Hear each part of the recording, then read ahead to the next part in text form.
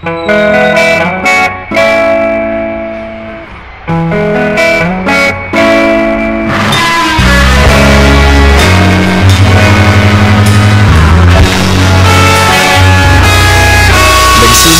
ang lahat sa eskwela, nagsama-samang 12 sa kalokohan at sa tuksuhan, hindi maawat sa isa't isa.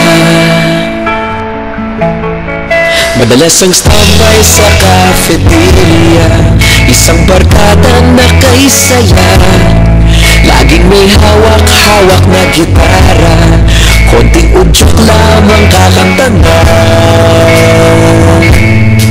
Kay simple lamang ng buhay mo, walang mabibigat na suliranin, problema lamang laging kulang ang datong.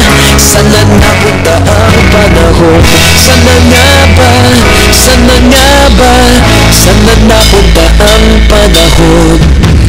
Sana nga ba, sana nga ba, sana napunta ang panahon. Sa unang ligaw kayo'y magkasama, magkasabot sa pambobola, walang sikreto kayong tinatago, okay sarap ng samahang barkada.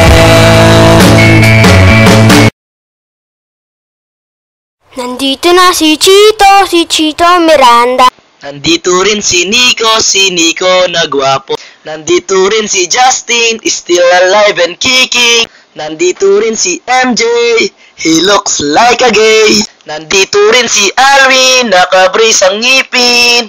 Nandito rin si Christian, para siyang kalaban. Nandito rin si Yanyan, isa rin siyang kalaban. Nandito rin si Richie di Horsey. May isa pa ang Justin, bangus siya kung tawagin. Nandito rin si Clarence, nakakapit siya sa fence.